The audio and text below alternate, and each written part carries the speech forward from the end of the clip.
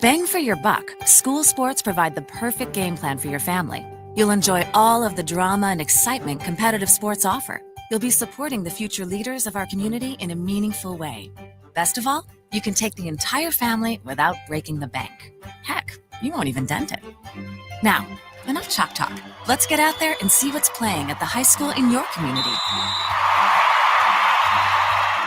School sports. Good for our kids, good for our community. This message presented by the Alabama High School Athletic Association and the Alabama High School Athletic Directors and Coaches Association. Booth in Munich, Germany. Huddle up with Grainger to get more done. Grainger offers supplies and solutions for every industry. Call, but Grainger.com or stop by one of over 250 branch locations. Our score, Carolina 17, the New York Giants 7 as we start the fourth quarter here at Allianz Arena. DJ Johnson being walked back to the tunnel to our left here in the near corner. So the Panthers defensive lineman being helped back to the locker room as the Giants have a 2nd and 9 near their own end zone to start the fourth. Jones over the middle. He throws behind his receiver and it's incomplete. There were 3 different Panthers.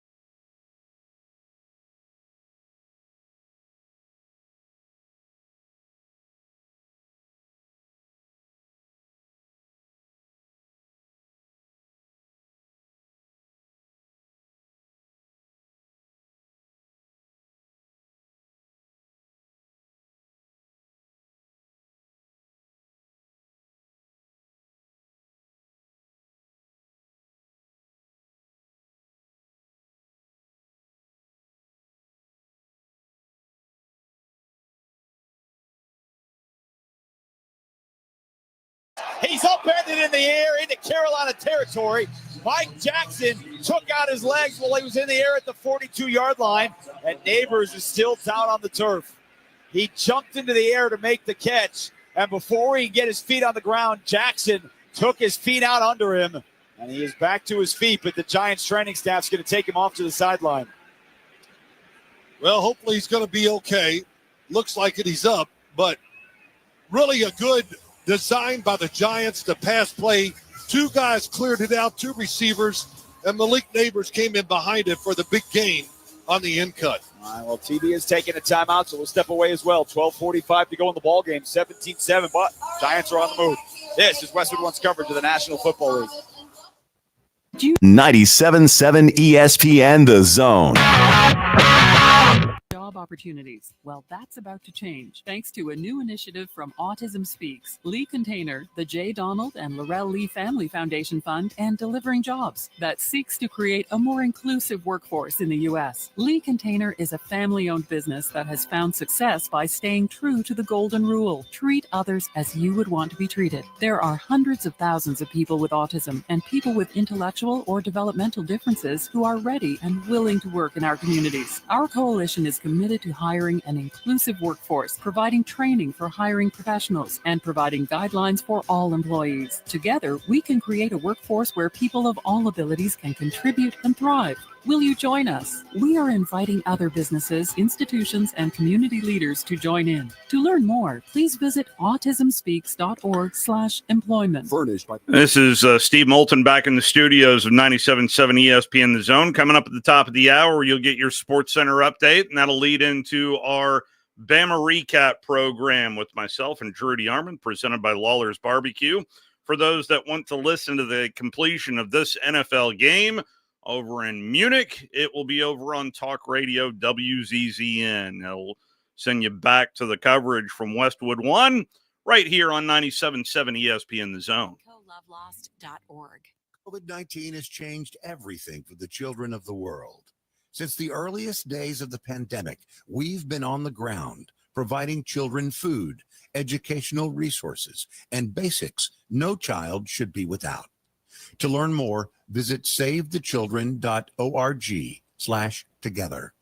This year, join us and make change for children. Visit savethechildren.org/together. Sponsored by Save the Children. Now we welcome you back to Allianz Arena here in Munich. WZZN, Union Grove, Huntsville, Alabama. 97.7 ESPN The Zone.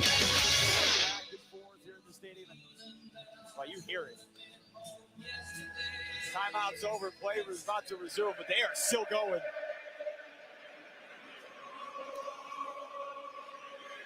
Daniel Jones back under center. It's a run play through the left side. It's out past the 35, and a big run for the Giants. Devin Singletary taking the country roads down to the 28-yard line, and another massive pickup for the Giants. Yeah, 14 yards. Devin Singletary is a really good inside runner, really from guard to guard. That's where he makes all of his good runs. That time he saw it, good blocking up front. Nobody there. Good run by Singletary. Now the Giants want to take you home back to the Meadowlands without a loss. Another run there and a cutback outside the numbers to the left, down at the 23 for more for Singletary. So it'll be second down. He picked up 5 more. We'll call it 6. So 2nd and 4 coming up for the Giants on the Panthers' 23-yard line and a 17-7 Carolina lead. Good drive back going by the Giants. Some big passes from Daniel Jones. That third and, about 7 or 8 yards coming out. That started the drive, and they've continued it. And now you got confidence. You got the defense guessing. Good chance to score a touchdown. You got Tracy back in the backfield. Jones to throw out to Tracy on a swing route. Caught at the 21. He drops it, and it goes out of bounds onto the near sideline. Now, I think he had control of it. They are going to give him a catch. So they'll mark him down at the 21-yard line. Dane Jackson was out there to knock it out of his hands, but he had moved a couple of yards. Check that DJ Wanham out there in coverage, but he picked up a couple of yards. 1, 2, it's really close. They're not going to challenge it, though. I wouldn't either. So it's 3rd down. Panthers fans in attendance and everybody who's neutral here in Germany getting loud. Here they come with the blitz. Jones sees it. Escapes out to the right. Eyes downfield. All kinds of room. To the 15. And Jones trots out of bounds on the far sideline at the 13. Dane Jackson came with the corner blitz off the edge. And Jones escaped out to that side, out to the right. WZZN, Union Grove, Huntsville, Alabama. 97.7 ESPN The Zone. This is Sports Center. I'm Ed Bank, and we start with Week 10 of the NFL. One game overseas is in the 4th quarter between the Giants and Panthers. South Carolina leads 17-7. It was 10-7. Chuba Hubbard ran a touchdown run in to increase Carolina's lead. Tyrone Tracy has a 32-yard run in the second half for New York. 7 other games will kick off in about an hour. As expected, Christian McCaffrey is back today for the 49ers as they take on the Bucs in Tampa. Deebo Samuel and Nick Bosa are also active for San Francisco. The Bills already knew they would be without receiver Keon Coleman today against the Colts. Also inactive, both dealing with wrist injuries. In Jacksonville, Trevor Lawrence is out with a shoulder injury for the Jaguars. So Mac Jones gets to start a quarterback against the Vikings. Receivers Gabe Davis and Brian Thomas Jr. are also active for Jacksonville. In New Orleans, the Falcons wide receiver Drake London available against the Saints. He is active for today. Juju Smith-Schuster is inactive for the Chiefs as they look to remain unbeaten against the Broncos. ESPN's Kimberly Martin talked about how Denver rookie quarterback Bo Nix is preparing to play in Arrowhead. Critical division game against a future Hall of Famer and at Arrowhead Stadium. Bo Nix said he wouldn't want it any other way. Asked if he enjoys playing in hostile environments, the Broncos rookie quarterback said, "It's my favorite." The Chiefs are favored by 7.5 on ESPN Bet. It's a quiet day for college football after a wild day yesterday. The next college football playoff rankings come out on Tuesday. Today, 3 Eastern on ESPN, a marquee matchup in women's college hoops. Top-ranked South Carolina will be home to take on number 9 NC State. Hi, this is Evan Cohen. Join us Monday at 6 a.m. Eastern for Unsportsmanlike. 2 of the top 4 teams in America go down in college football. What happens next for Georgia and Miami? Where are they ranked? Where are they seated? We'll discuss it Monday on Sportsmanlike, 6 a.m. Eastern on ESPN Radio.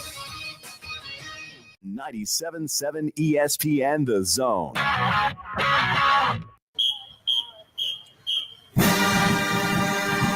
It's time for the Bama Recap Show, presented by Lawlers Barbecue. Call into the Neighbors Wealth Management Hotline now, 256-576-4977. That's 256-576-4977. Now, here's Drew DeArmond and Steve Moulton. The furthest of the 3 wideouts on that side of the formation. Handoff, no. Keeping it himself, Milroe, 30, 25, foot race, 15, 10-5. Touchdown, Alabama.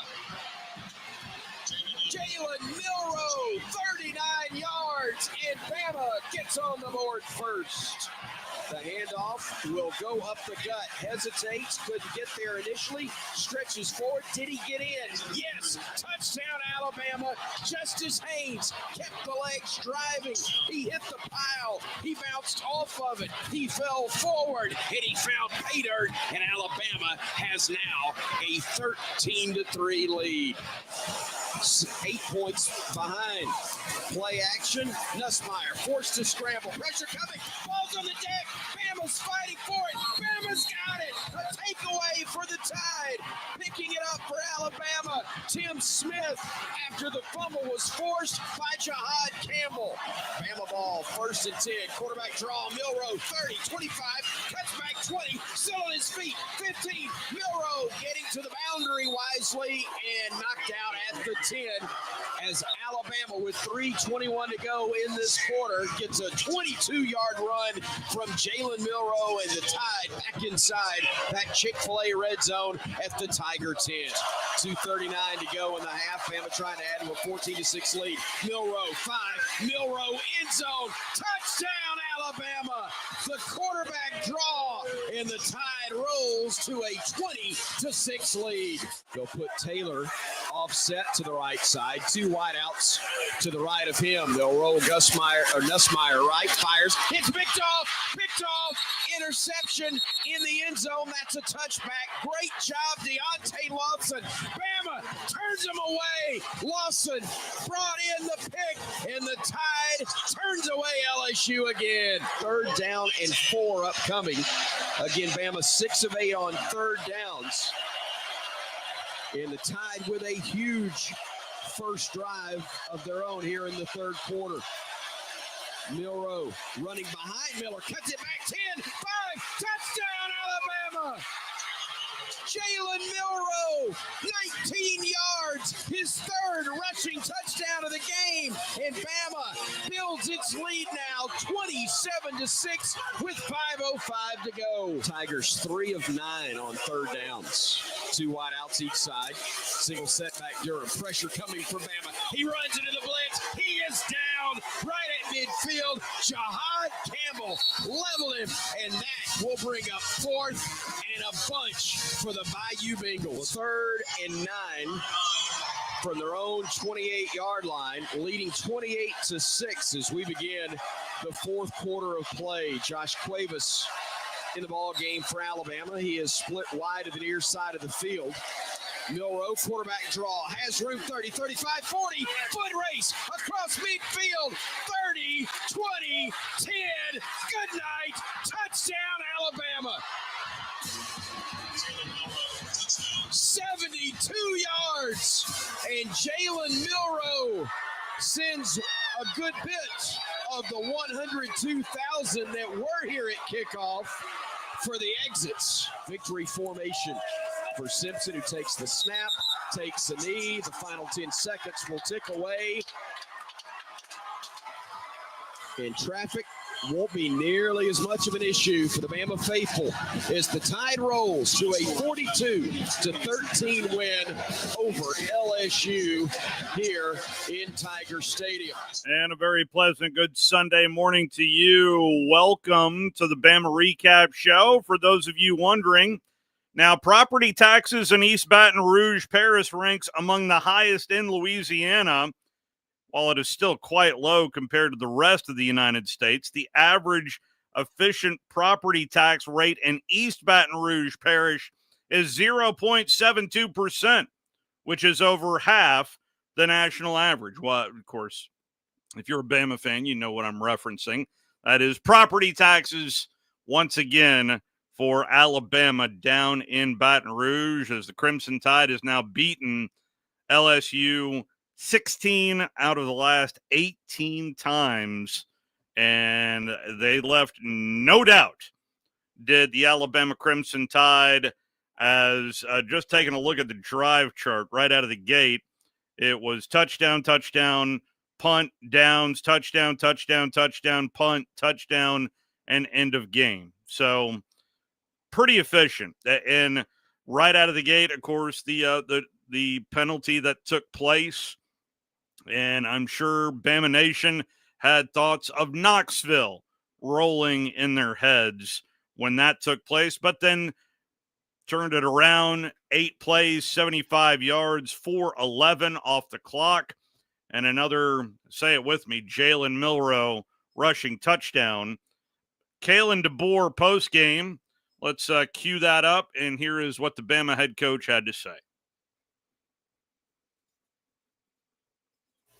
Well, I think there's a lot of other guys that helped him, get to those spots where we're ahead of the chains. A lot of smaller gains that get you into positions where your whole playbook's available to you. And obviously he's got a superpower when it comes to running the football. You can see him not just be a guy that gets first downs, but finishes in the end zone. And so him doing what he did early on, just really got kind of the ball rolling there, and made the throws that were timely when needed. And other guys continue to step up. Again, when we stay ahead of the chains and the whole playbook's available, a lot we can do. Charlie, go ahead. You had a lot of big plays on defense with the tackle to kind of set up that first 4 minutes. How big was that? Yeah, absolutely. Just think, you think about the score and the touchdowns for us when we got in those moments, and then holding to field goals and just being able to slowly extend the lead, putting pressure, on them every time you have a drive, and, you're swapping field goals for touchdowns. If you don't like that, but for us, I thought that was huge. And I love where our defense is at right now, where, they might give up a play here and there, but they move on to the next one, go out and execute. And, they're getting that mindset where 1 yard's too many. They didn't want to give up that touchdown at the end either, so a lot of pride right now on that side of the ball. I'm glad Coach DeBoer went there, Jordy Armand, because, defensively, this unit has grown quite a bit during this regular season. Good morning, Drew. Good morning, Steve. And yes, they have. I mean, they this is the era of football that you're in, especially when you have a coaching change and you have so much roster turnover. And Alabama had less than many teams, but you have to let guys come together and get better. And certainly Alabama's doing that. You phrased it correctly in your opening when you talked about property taxes, because they own the Bayou Bengals ass in Baton Rouge. So, I mean, it kind of cracked me up that listening to some of these national media morons, it's Baton Rouge at night. I don't know how Kalen DeBoer is going to deal with it. I mean, have they not paid attention to the history of the series? It don't matter who the damn coach is. Death, taxes, and beating the hell out of LSU and Baton Rouge. It always happens. They're 30-10-2 overall in that hellhole. Okay? So they are. So, again. So is this a rivalry? I mean. It is. But Alabama owns their ass in their own stadium. I mean, look, this is Joe Burrow's record in Baton Rouge against Alabama. 0-1. Jaden Daniels, he did beat Alabama. He did. But he got his ass beat in Tuscaloosa last year. So, I think there should be a lot more questions about Brian Kelly and how much money he's making than there is Kalen DeBoer. Because I'm just telling you, Brian Kelly, I listened to his press conference. He is a fraud. Okay. I did not listen to it. What did he have to say? The same old stuff. Yeah. I didn't just have him ready to better, play. Got to coach him better. Yeah.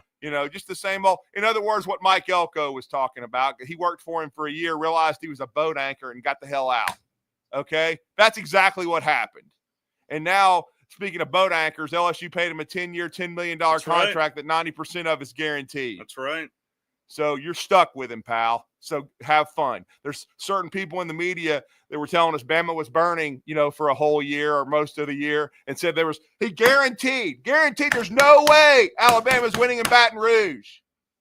I guess he was one of the 102,000 that asses hit the exits in the fourth quarter. Funny you go there. I don't mean to interrupt the middle of your rant, but I did watch a little bit of Whiskey and Wine last night. And I like both those guys. I really do. I really do. They're both friends of mine, but I'm just telling you. I texted both Matt Moscona and T-Bob. T-Bob responded to me. I'm still waiting on Matt. Matt's not going to probably. But he's probably getting blown up by a lot of people. So the question I asked him has pertaining to this that aired. And by the way, I did edit a little bit of this because they don't have to worry about the FCC over there on that YouTube thing. Here is a little back and forth. I believe this is the super chat where you can ask questions. Somebody gave him $410. Hey, you know what? If you'd like to give us $410, I'm all for it. I was like, $410? Mark Blanton, $5. Is Bama still burning? Is Bama still burning? Is that what he said? Yes. Bama lost to Vanderbilt. Bama lost to Tennessee. Bama has looked like a half a dozen times this year. Bama is going to lose again this year. The premise of Bama is burning is you're going to be good. I've said it a million times. You're going to be good. You'll be good. You get good coach. DeBoer's a good coach. Good coach. You have good players. You win games. You're just not going to be dominant. Like you're not going to win shit. You're not going to win 6 titles in 12 years. You're not going to win a title this year, and that'll be 4 years. You're not going to win it next year. That'll be 5, and y'all are going to melt. And I'm going to laugh at you every time you do. I'd rather be, how big is the bonfire in Baton Rouge? Well, hey, man, and he did admit, he kept saying Alabama's not very good, and then somebody finally fired back and said, well, what's LSU? And he said, well, they're not very good either, and they're not. And he did admit that, LSU's a program that loads up every few years and then makes a run at a national championship. They don't do it every year. Hell no, they don't. They've never been the kind of program that can do that. They're not the University of Alabama. They'll never be the University of Alabama. Ever. You understand? So, I mean, look, and I don't know how good DeBoer is going to do, but it was a huge statement going into Baton Rouge. I talked about how good he is off a bye. It was like a scrimmage. They beat the piss out of LSU. I mean, LSU was never really even in the game. As soon as Milroe went, 39 yards on the first drive, it was pretty much over. Yeah. Yeah. And when LSU right before halftime. And then when LSU had to settle for a field goal. Yeah. I mean, look, Nussmeier's a good player, but he's not even as good as Jalen Milroe, okay? I think that's pretty much proven. And I think Milroe, after taking all that heat, he is the quarterback of the team, okay? It's not Ty Simpson. It's not like the best player's not playing. So let's get past that. What I was really impressed with Kalen DeBoer and his staff is they did make adjustments. There wasn't as much checking for Milroe to do. And, I'll say this too. I love the game plan, what they did to get him into a rhythm, which was use his legs, and then the short intermediate passing game. And he was on. Okay.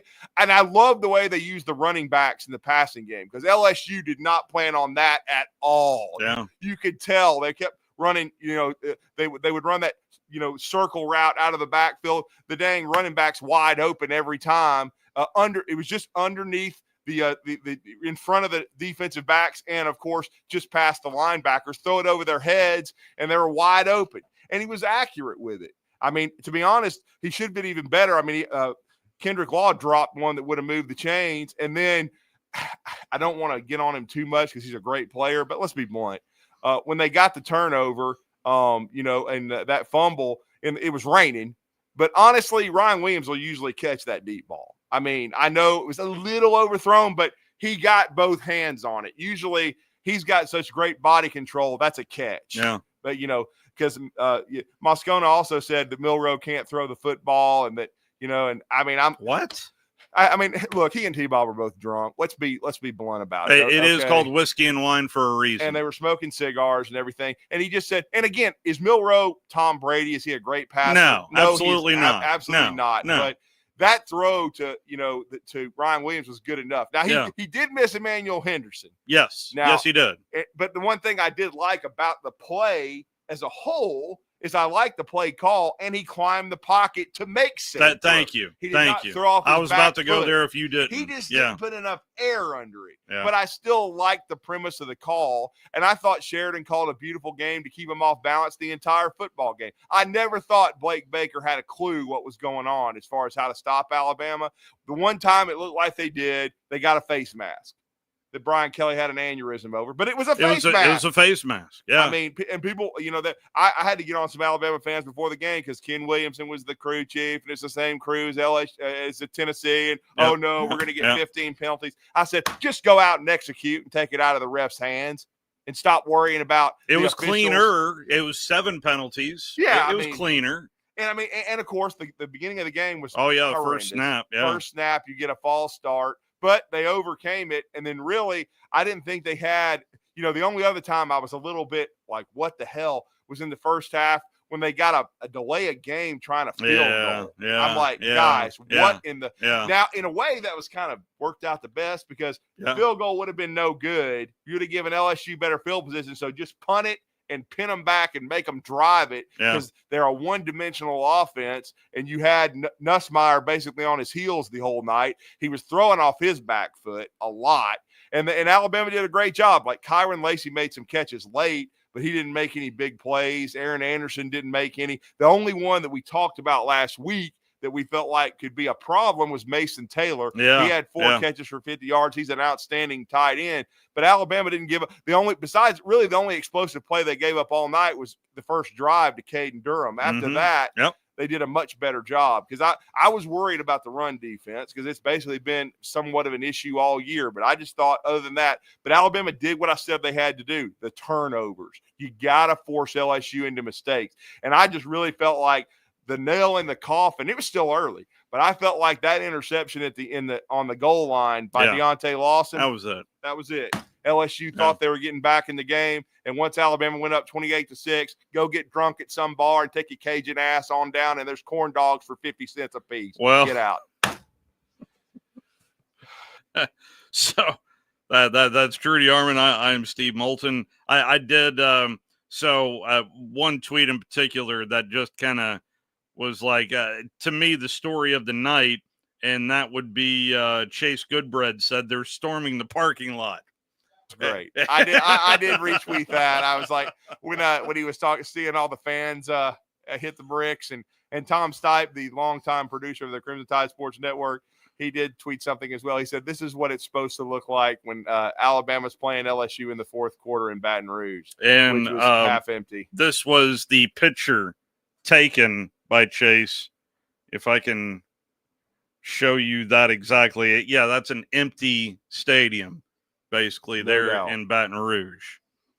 And listen, Baton Rouge can be magical, but that's a fickle fan base in a big, big way, and they will bolt and not stick around for the full parade.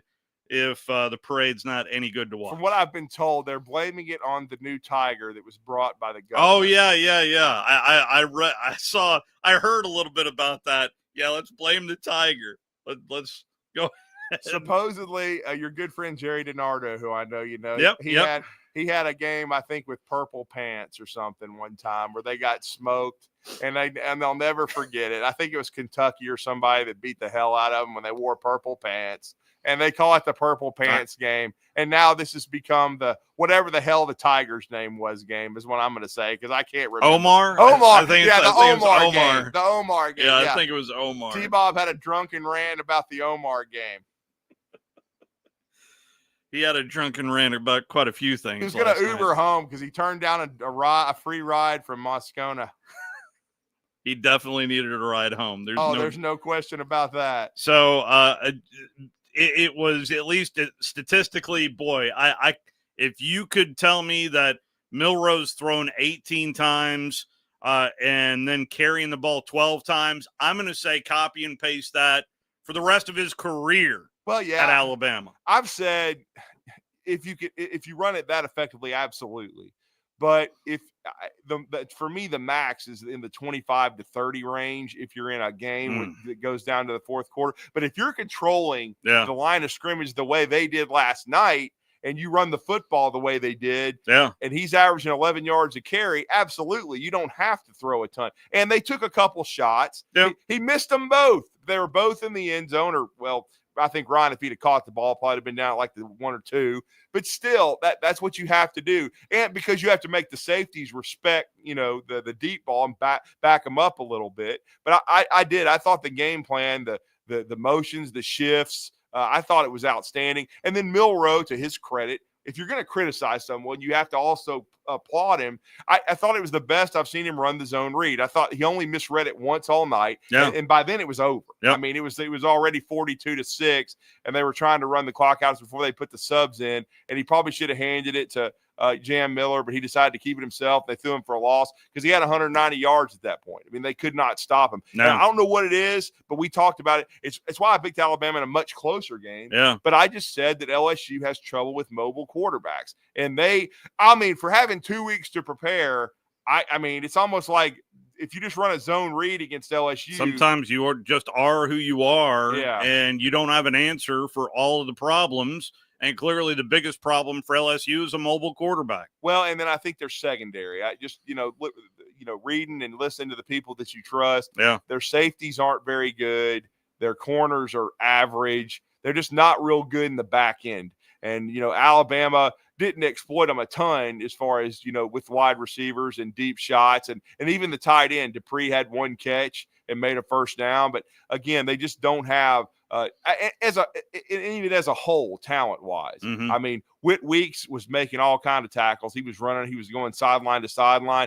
But I'll just say this for Whit, and he played his butt off the whole game. He was making a lot of Salim Rashid tackles. And by Salim Rashid tackles, I mean 7, 8, 9 yards down the field. You're certainly playing your butt off. You're running people down. But in other words, I'll also say he didn't have enough help. Yeah. I mean, It was Whit Weeks running around trying to make every play, and you didn't see LSU, and I thought except for the one sack that turned into a face mask, they really didn't pressure Milroe much at all, except for the first series. He rolled out and got away from 2 guys. I thought it was going to be a throwaway, and Ryan Williams caught it for a first down. Yeah. It kind of set the whole tone because Alabama was able to overcome the penalty. And then it turned from a 3 and out to a first down. Mm-hmm. And then we saw what happened. Boom. They run a zone read. And then another thing I liked about the design of everything is that basically they were using the running backs as lead blockers for Milroe. Play off of the running back, cut off the back. And then, and I thought he looked a little shiftier last night. He's still not, Mm-hmm. a guy that's going to be Barry Sanders or anything. But again, I've always said this. If he gets to about his third step, you're in big, big trouble. 72-yard run. Because what you saw out of it, that is Lamar Jackson. Yeah. On that 72-yarder, by the time once he got past the first down marker, you could see it. Goodbye. None of y'all have a prayer. Yeah. None of y'all. Just stop running. Saw a picture of someone took it from up top, and even the angle at which the safety, you knew. It did remind me a little bit of what we saw, I think it was last year at Mississippi State, where he split him right up the middle. It just early in the game, and he even stumbled on that one. He did. He did. And he's gone. But he is so elite with his legs. That's the Jalen Milroe you got to see. And that is why it's so frustrating if you're a Bama fan that you don't see that when he's struggling. Well, and I know this is game 9 now. They're 7-2, Steve. Yeah, but the rest of the season, if they want to make the playoff, this is their identity. They found the game plan and the identity that they've got to use, man. And I mean, and I will say they had more success on design runs than I thought they might with the zone read. Yeah. I thought it might have to be improvisational stuff, which is what a lot of it was last year when it was run pass options. But again, for whatever reason, the kryptonite for Blake Baker and LSU's coaching staff, which has improved, is a mobile quarterback. And again, love Moscona, love T-Bob, but when I'll just use one word, receipts. When you talk all off season and then you're having to resort to, well, they lost to Vanderbilt. Well, I don't think LSU's through losing. If DJ Lagway's back, they may not beat Florida. You know what I'm saying? Because that effort was putrid by LSU. Yeah. I mean, to have 2 weeks to go. Yeah. And I'll be honest. He's talking about they should have lost to South Kakalaki. South Kakalaki should still be in the college football playoff conversation. Yeah. Because they're playing as good as anybody in the league right now. They went to Vanderbilt and laid waste to the Commodores. I mean, 28-7. So I'm going to give Vanderbilt a little bit more of a break on that. That was, I think, their 7th game in a row. They were at the end of a long road, and you could tell that they were spent. Well, we talked about it on the drive. And in South Carolina, a very physical team as well, and it was just a really bad matchup. It was. I mean, they were like playing themselves, but South Carolina's got more talent. Let's just be honest. And they're coming off their second bye as well. Yeah. So, I mean, it's coming off a bye. We talked about it on the drive at Full Moon Barbecue. I said, I'm afraid Vandy might be out of gas. So I took South Carolina. I was like, I got a bad feeling at this one because now Vandy, I think, finally gets Clark Lee said as much to me on Wednesday in the teleconference. Right. Of looking forward to the bye next week. That was kind of my indicator of, okay, so he's seeing something out of his squad that tells him they need a rest. So no doubt. But certainly, I'm not trying to take anything away from South Carolina. That was, that was impressive. They were, to go over there and beat them. Texas beat them by 3. To go over there and beat them 28-7. That was a really good performance for South Carolina. It really was. Hey, all I'm gonna tell Dabo, you better hold on to your ass. So 42-13 is that final score. Is Alabama an emphatic winner? We'll see what this does. They were number 11 in the rankings this past Tuesday. We'll see how much that further puts them up the food chain. Something else you need to keep an eye on. And listen, I know it's November the 10th today here on a Sunday, and we still have quite a few games in front of us. But I did tweet out the tie-breaking formula out there. Go back and look at the Big 12 last year. That because they eliminated divisions last year, and that was a mess right before it went into the championship game. This has potential of also being a mess here in the Southeastern Conference. Tennessee, Texas A&M, Texas, all of your teams with 1 loss. Georgia, Bama, Ole Miss, and LSU have 2 losses, conference losses. So it's – did I say Missouri? Missouri also has 2 losses as well. What a horrendous finish for Oklahoma. And then Eli says we're still in the playoff race. Oh. If you want – I listened to what I would call whiskey and wine light last night, which was the Sooner Scoop podcast after the game. Oh, I haven't heard that one. Which they don't have to worry about the FCC either. And listening to a lot of that right after the ball game against Missouri, we're talking about how there is some thought that this might be the end for Venables, even though they just gave him a contract. I think that's a mistake. But I think he's a really elite coach. Now, I don't know if he's an elite recruiter, but I think he's he's a really coach. Good defensive coordinator. I don't know yet about head coach, but that was a horrendous loss. Like I didn't watch much of it. That was tough to watch. I was following it. They led for much of the game, Yeah. and then It was 16-16. Then they took a 23-16 lead. I thought they were going to win. And then I happened to just after the Alabama LSU game, I clicked over to see, okay, who won? And then they were like, you got to see the finish. And then I found the highlights. And with 30 seconds to go, it's a tie game. And then Jackson Arnold fumbles backward. They scoop it up. They score. And then they beat Oklahoma 30-23. I'm like, good Lord. And then I check it just to double check. And Drew Pine plays pretty much the entire game. I guess the entire game. I'm like, wow, they beat Oklahoma with Drew Pine. 256-576-4977, the telephone number. We are live here each and every Sunday throughout the college football season. Again, 256-576-4977, the telephone number. We've got some NFL football for you coming up at the top of the hour as the Atlanta Falcons, of course, we're a Falcon affiliate in New Orleans, taking on the Saints. That'll be another fun one for Moscona and T-Bob. I mean, that, like I told a media member last night, I said, I love Matt. His son Drew's such a great kid. They've done such a great job with him, and he's been so kind to me, and I think he's one of the best in the business, smooth as silk. Yeah. But I'll just say, somebody asked me, about, why he's so like, and again, he's playing to his audience. LSU fans can't stand Alabama. We all understand that. And I mean, I don't blame him. But like I said, he's an LSU Tiger to the core. He went to LSU. And, I mean, he knows the program backwards and forwards. But, I mean, his father, his grandfather, they all grew up around LSU. So they all have PTSD from losing. And then you got to follow the Saints, too, except for Sean Payton. Good Lord, that franchise. So you got to feel bad for him in some cases.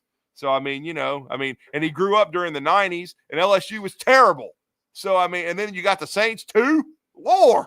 So it's rough. Coming up later on tonight, I'll be on the call over at the VBC. It'll be on Zone 6. Havoc taking on the Knoxville Ice Bears. That puck will drop a little after 5 o'clock. And then don't forget tonight, here over the airwaves, the Detroit Lions in Houston taking on the Texans. And let's just tell LSU fans this. At least you're not Florida State. Oh, my God. I'm just going to let that marinate for a second. They go from 19 in a row to, at best, 2-10. Oh. Painful. 52-3. And again, I don't think Notre Dame was running the score up or anything. It's just Florida State is that bad. Yeah. I mean, they're the worst offense in college football. I mean, oh my God, the worst offensive line. I mean, they've got a bye coming up. Supposedly, it's going to be Black Monday. There's a lot of buzz that he's going to let go of some assistant coaches because what more do you got? I mean, you got Charleston Southern and two dogs and a cat are going to be there. Boy, could you imagine Florida losing to Florida State? Billy can't lose that. Vote of confidence. Vote of confidence. Well, I will say this. Vote of confidence. They're about to start, this. I think the big push to hire a new school president at Florida, and they have an interim one right now. Yeah. I think what they've done, this is, I think, probably what they've decided to do. They owe Billy, a lot of money. So 27, not nearly million? What like a Brian Kelly or somebody would get or a Mike Norvell. But I think they've decided we're going to tandem him with Scott Strickland. So probably both their necks are on the line next year, honestly. If they're going to have 3 straight losing seasons, and if they don't have a winning season next year, I think they're both gone. 256-576-4977, the telephone number. It is the Bama Recap Show presented by Lawlers BBQ. Let's head out to the phone lines. Good morning. Who's this? Hey, this is Tiger Chris. I want to see if Drew, did you marry your cousin or your sister? Neither, sir. What are you going to do when LSU comes to your place next year and burns the place down? I probably am not expecting that, honestly. I mean, I understand you're upset. I mean, that's what happens when you run your mouth all year and then you can't back it up. But LSU's used to that, though. Have fun, pal. We're coming for the Tide. I hope you are. Strap it up. You're going to need to. And basketball season starts soon. It certainly does. And again, I hope Coach has got a better squad than he had last year, Coach McMahon. I like the guy. I've met him. He's a good dude. but you ain't got the material Alabama's got. You might hope that baseball goes a little better, though, but I wouldn't even count on that the way your athletic department's looking. You might want to stick to women's basketball. That's why Nick Saban went to see her, since it's probably the only good program on campus. Appreciate the phone call, 256-576-4977 telephone number. Can't fix stupid. Back out we go. Good morning. Who's this? This is Brandon. What's going on? What's going on, man? Brandon? Man, I had seen people run for the exits like that since they was running out of Kamala's convention Tuesday night. I mean, Chris probably voted for her. So you were in Baton Rouge? No. I mean, I was watching it on TV. Oh, okay. But all right. No, I was in the backyard where my son decided to cut a tree down and try to tear down our pool pavilion in the shed at the same time. Fantastic. Yeah. Fantastic. Looks at a tree and he's like, "Oh, I guess this is long enough to reach the house. I guess I forgot about all the other stuff in the way." So, yeah, I probably have spent enough fixing that to have gone to Baton Rouge by the time it's over with. Lord, did you hear anything when it came down? No, I'd gone in the house to grab a shower. Our master shower is a big glass shower, and over the tub, my wife's got a very large television in there, so I can stand in the shower and see a game going on. So I'm standing there watching. Of course you do. Of course you do. I had a big television in my bedroom. Well, no, you said bathroom, right? Yeah, I'm just saying. Brandon's got a lot of televisions. He didn't say bedroom. He said bathroom. I'm just saying Brandon's got a lot of televisions, man. He's like my cousin Janet, man. She has got a TV in every room. I don't have a television in my bathroom. Telling you. That's a luxury. I mean, I'm telling you, when you get to that point, that was something I planned for. And I may or may not have had the Indiana game going on my phone sitting on the shelf in there. I won't disclose that or not because I was cheering for Signetti. But no, I went there, was watching the game, and I come out and my wife says, "Need you to be real calm before you go outside." And I'm thinking, what? And I go outside and there is a 50 or 60 foot long tree almost laying in the pool, and I'm thinking, boy, ain't this great. Ain't this great. So I kept my composure. I was nice. Told him we'll just clean it up. It's the end of the year. The holidays are coming. We're just going to be in good spirits. And then, and Jalen Milroe played a very efficient game. Yes, he did. Night. He didn't try to do too much. He did not get in his own head. He didn't run right and throw it into the 10th row. He just saw it and took it. Was every throw he threw perfect? Nope. But what he did was good enough that there were no real big mistakes and there was no overreach. So the way he played the game Saturday night, when he plays like that, I feel like we can be competitive with anybody. And I don't know what happened with his defense, but their attitude seemed to have got right. They seem to be playing a completely different ball game than they were playing a month ago. So I don't know how much LSU helped us in that with them. Just I would even credit the Missouri game. I mean, this is not just a one-off. The Missouri game was elite as well. A lot of people wrote that off because of the injured quarterback, the injured QB. But obviously there were some things that carried over.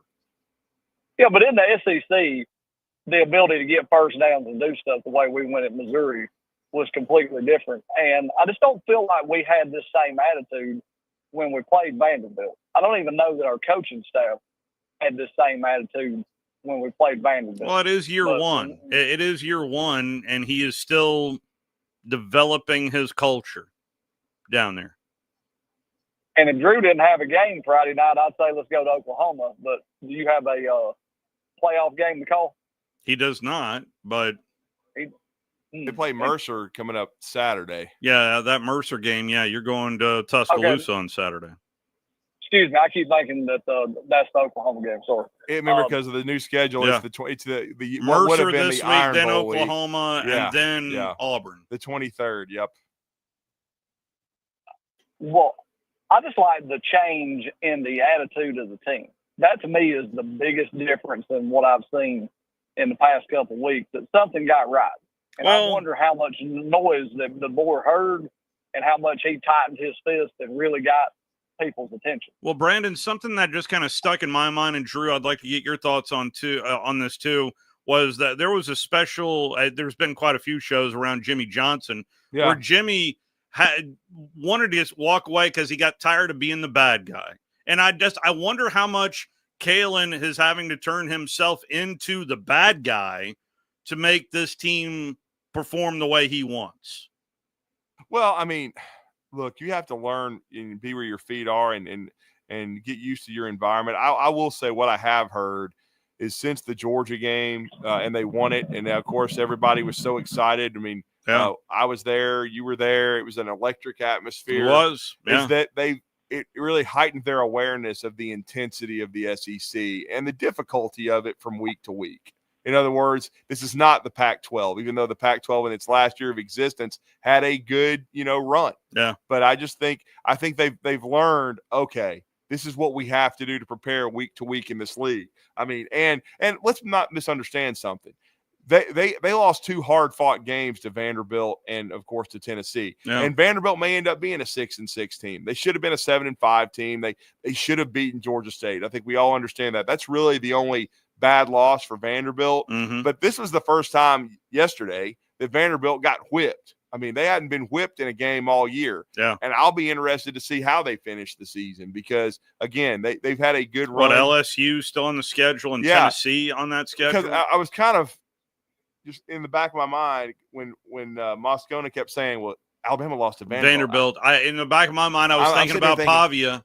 I was thinking about Pavia. I really was. With the way your team might just quit, I don't know if I'd be making fun of somebody for losing to Vanderbilt because you still have them on the schedule. Yeah, and you could mention that they had, I think, 7 losing seasons in the 90s, but hey, whatever. Appreciate the phone call, Brandon. 256-576-4977, the telephone number. Back out to the phone lines we go. Good morning. You're on the Bama Recap Show presented by Lawlers Barbecue. Who's this? This is Matt in Hartselle. How we doing, guys? Good. How you doing, Matt? How are you, man?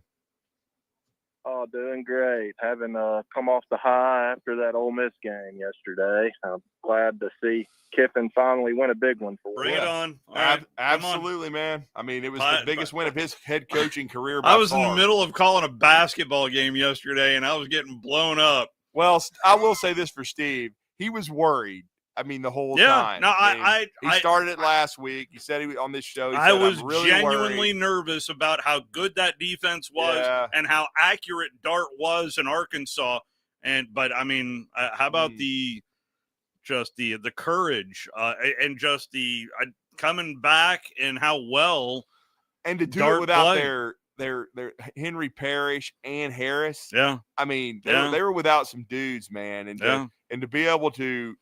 And the guy that Carson Beck is regressive. Oh, well, he's not had a good year, and then to basically have a third string running back helping you run the clock out from Georgia State that walked on at Clemson. He's from the state of Alabama, by the way. Matt, I didn't mean to step on you. No. Please go ahead. We're just lauding the effort and the guys that stepped up for Ole Miss because obviously. And now they're very much in the playoff race. I mean, very much. They had what Brett Norsworthy called the worst home loss in school history to Kentucky, and now they've reversed it and won the biggest home game in the history of the school. Yeah, I was glad to see it. I mean, up until last week against Arkansas, you haven't felt like the offense has really clicked yet this year. And it looks like they're finally getting things going in the right direction. But my question, though, is we could hypothetically have 5-6 teams finish with 2 losses in the SEC. What does a conference championship game look like? Well, okay, so I have reached out to the SEC office to better explain these tie-breaking rules. But the first thing you do need to look at, especially if it's the common opponent, when you have 2 or more in a tie, if there is a common conference opponent among the tied teams, that is where you look at first. Number C on this rundown is record against highest best place common conference opponent in the conference standings. In other words, Alabama has a really good win over Georgia, and Georgia now with 2 SEC losses. Bama still has 2 SEC losses. That's the highest. But, I mean, I'm going to have to this is because if you go after that, the D, this goes down to F, by the way, is cumulative conference winning percentage of all conference opponents among the tied teams. Then if you still can't figure it out, it's capped relative scoring margin per Sports Source Analytics versus all conference opponents among the tied teams. And if you can't find a way to, I know I spoke English right there, but I need someone to help me with that sentence, because if you still can't figure it out, it goes down to random draw of the tied teams on the very last element of this tiebreaker. So I don't fully understand all of these bullet points right now, but I do know the first thing you do need to look at is if there is, say, 4 teams with 2 losses, the first thing I would look at is the schedule and to see if there is, 1, a common conference opponent, and then 2, is that conference opponent's high up in the standings, then look at that. So that's at least what I know. Gotcha. Well, even before the year, I mean, I felt like, at least for Ole Miss, the path to the playoffs was a lot easier to reach than the path to Atlanta. And that's true. I still think that's definitely the case. Yeah, and here's the thing. Brett Norsworthy, who I'm sure you've heard on the show, and he's a really good friend of mine. He works for the IMG Ole Miss pre- and post-game radio network. Mm-hmm. I mean, the thing is, we both agree. We think that the SEC is going to get 4 teams, and so unbelievably, right now, one of them might not be Georgia. Because very much. This is a huge game. This could be an elimination. Georgia, game. Tennessee this Saturday. Yeah, in Athens. Yeah, Georgia needs to win that game because right now the 2 teams that control their own destiny are Texas and Tennessee. That's right. If they win out, both of them have 1 loss, then they could get in. But Texas A&M is still very much alive because they play Texas or at the end of the season, and they've only got 1 loss. And then, in Georgia, they don't really control their own destiny now. The thing that where Alabama has got the advantage is they beat Georgia head-to-head if they both end up with 2 losses. So that would give them an advantage. The one thing for the first time in a million years is we don't have an Alabama-Tennessee Ole Miss tiebreaker because they don't play. That's right. So the one thing that I said to a guy that asked me about Ole Miss yesterday, if they win out and go 10-2, and you're comparing Alabama's resume and Ole Miss, the one thing where I think Alabama would have an advantage is they both beat Georgia, so that's a wash. But Alabama beat Vanderbilt, and Vanderbilt beat Kentucky, and Kentucky beat Ole Miss. Mm-hmm. The Kentucky loss is really bad for Ole Miss. I don't really think losing in Baton Rouge to LSU, even though I'm not sure. But I will say this: if you're an Ole Miss fan, which you are, if I'm you better hope LSU don't go in the tank and that they win out. Because if they win out, the win looks better. Yeah. The loss looks better. Pardon me. The loss looks better. But that's what I'm saying. You kind of have to scoreboard watch and hope that the teams that you either lost to or played close. Like I know Vanderbilt lost, and that didn't help Alabama, but at least one of the teams that played them really tough, South Carolina, beat them. So it helps your schedule strength. So if you're an Ole Miss fan, you got to hope that a couple things happen. You got to hope LSU keeps winning and Kentucky gets out of the funk, because Kentucky is not playing well at all. And that's like a boat anchor loss because Ole Miss is playing outstanding right now. And if they win out, they're going to have a very strong case. I still don't know. I still don't know how Ole Miss lost LSU. Well, and think about this, and then they don't, and then Ole Miss, they do not play Texas A&M. That's right. It's just like you don't have a chance down the stretch. Welcome to no divisions. Yeah, exactly. So. Well, not only that, but I mean, I think, the head-to-head matchup with LSU, I mean, for Alabama to go into Baton Rouge and not only win, but that's a good point. Convincingly like they did. That's a good point. That looks very good on paper for the Tide. It does. Well, I mean, the one thing we do know is I'll be stunned, but I don't think the Egg Bowl is going to be much of a game, but Yeah.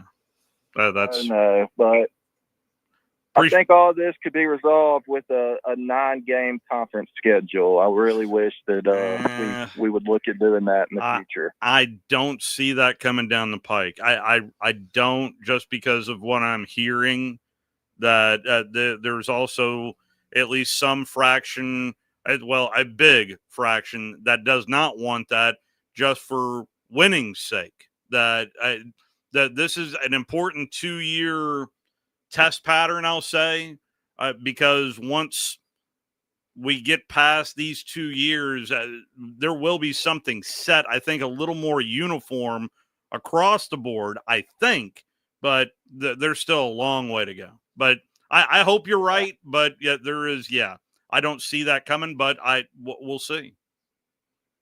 Yeah. Well, man, I appreciate your time, guys. Thanks. Absolutely. And congrats on the win to the Rebels. Yeah, that's right. A big win. Yes, big win. Yeah, 28-10. I'll be rooting for Georgia moving forward. Really need them to beat Tennessee. Exactly. Go Dogs. There's no question about that.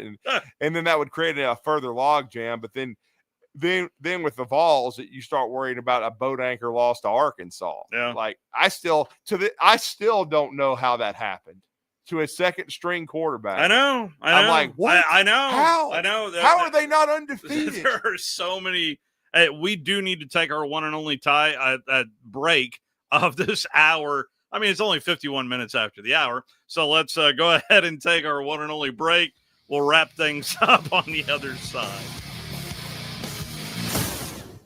Log on today, 977ESPN.com.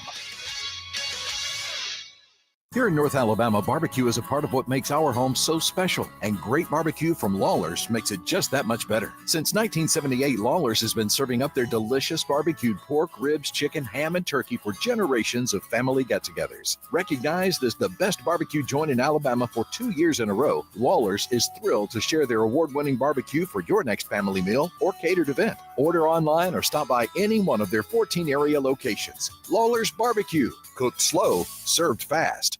From heirloom diamonds to contemporary jewels, Loring & Company is the place to find something truly special. Whether shopping for a diamond ring for that once-in-a-lifetime occasion or marking a milestone birthday or personal achievement with a Rolex watch, you'll find just the thing in our edit of the world's most sought-after brands, including David Yurman, Roberto Coin, Marco Bicego, and Fopay. Expect a treasure trove of the world's most unique, even breathtaking earrings, rings, necklaces, and bracelets, making choosing just one piece a challenge in itself. Loring & Company Jewelers on Airport Road.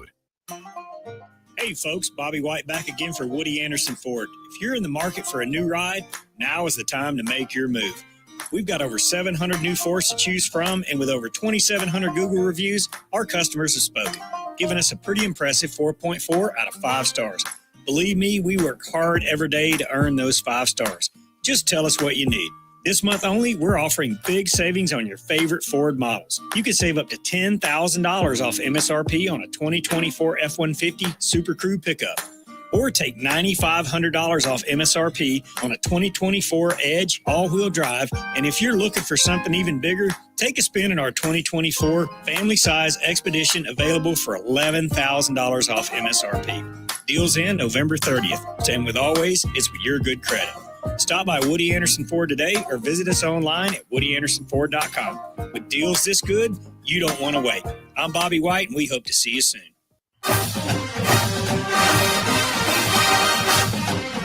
It is the Bama Recap Show presented by Lawlers Barbecue. On deck is Mercer. And then back into conference play to close out the regular season at Oklahoma and hosting the Auburn Tigers. Final call for phone calls, 256-576-4977, the telephone number. Alabama ran for 311 yards in the win at LSU. And something else that popped up, I'm sure you probably saw it, Jalen Milroe running for 4 touchdowns, is the second player in Bama history to have 2 games rushing for 4 touchdowns, along with Sean Alexander. And one of those was when he was a redshirt freshman in Red Stick in a 26-0 beatdown that Matt Moscona referenced on the Whiskey and WHINE show last night. And it was basically the coming out party. Sean was basically the third string tailback at that time, and he exploded. It set the tone for the rest of his career. And Alabama got a huge win in Baton Rouge. And then, of course, the other one being, and I was at this game, the first game in 1998, Steve. I don't know if you remember that one. Lavelle Edwards and BYU came to Tuscaloosa. No, I don't remember that and one. Sean Alexander had 5 rushing touchdowns in the Crimson Tides. I believe it was a 38-31 win over the BYU Cougars and legendary coach Lavelle Edwards. Defensively, Bama led by Campbell with 12 tackles in the game. Lawson had by the way, Campbell also with a sack and a half as well as 3 TFLs, a breakup, quarterback hurry, a forced fumble. I mean, hard not to give a gold star performance there for Jihad Campbell there in that one. Lawson with 7 tackles as well as Malachi. It just overall was just an elite defensive performance. What do you want to see out of Alabama this week in what is always known as a get-right game heading into the final 2 conference Just games? Continue to get better defensively and lock up. I mean, I don't even, like who's going to play, who's not going to play? Well, I mean, Devontae Smith is obviously banged up. Yeah, I think, and I feel really bad for Q, but I think Q Robinson broke his forearm/wrist, so he will almost certainly be out. And that's why late in the game, you saw Quay Russaw and then Yanze Pierre rotating at the Wolf spot. Yanze is a redshirt freshman. Quay is too. They're 2 young players, but Q is out, and Q really started the football game, and he's played quite a bit. Been one of Alabama's better pass rushers, great character guy, but he got hurt. And then Keanu Coote did not make the trip, and from what I understand, we've probably seen the last of Keanu Coote in an Alabama uniform. He's probably headed to the transfer portal. It is what it is. I mean, we'll see. I mean, it hasn't been announced officially, but he did not make the trip, and he played in several games. Yeah. So, and he's not hurt. I can tell you that. So we will see what happens and see if that's going to be official soon. But just like with when Jaheim Otis, right after a game announced that he was going into the transfer portal. So I do think that was your main 2 guys that got hurt as far as defensively. But we didn't talk about it, but Bray Hubbard. What a job once again by Bray Hubbard, who has stepped in for Keon Sabb. So, again, you're right. It's a get-right game, but you got to handle success. You need to continue to build on what you did offensively. I mean, so far we've seen out of this team playing to the level of their competition. I know, but I'm just saying I don't really care who you're playing. You need to continue with the same kind of game plans as far as misdirection, using Milroe's legs, and then maybe get more efficient, especially with the vertical stuff. Hit some of those against Mercer, make more explosive plays in the passing game. The coaches poll just came out. The USA Today coaches poll: Oregon 1, Ohio State 2, Texas 3, Tennessee 4, Penn State 5, Indiana 6, Notre Dame 7, BYU 8, Alabama 9. So all of a sudden, what is your SEC rankings? Okay, there was the shakeup again. But number 1, Texas. Number 2, Tennessee. Number 3, Alabama. Number 4, Ole Miss. Number 5, the Dogs. Number 6 with a bullet, South Carolina. 7, Texas A&M. 8, Missouri. 9, Corn Dogs. 10, Vanderbilt. 11, Florida. 12, Arkansas. 13, Oklahoma. 14, Auburn. 15, Kentucky. 16, Mississippi State. LSU's at Florida this week. Tennessee's at Georgia. Missouri's at South Carolina. Good luck with that one there, Woof. Missouri. I think we might be done with Missouri after this weekend. We think. And then Texas is at Arkansas. It was a trap game a couple years ago during Sark's first year. I mean, in year 1 where they went over there and got mud-holed. I'm sure they haven't forgotten that. But that would be a huge win for Sam Pittman if they could shock them. Your non-conference matchup is Louisiana Monroe at Auburn. Of course, Auburn coming off of a bye. Mercer's at Alabama. New Mexico State's at Texas A&M. And Murray State is at Kentucky. Those are your matchups for week 12. And Steve, you might want to text Mike Paris and ask him about the end of the Jack State game. Oh yeah. Walk off. Toledo. You know who was on the call there? Eli Gold. Eli Gold was on the call. But they hit a Hail Mary and then missed the extra point and yet still win it in overtime. Oh, Rich Rod. 44-37. Yeah. Congratulations. We'll talk to you next Sunday here on the Bama Recap.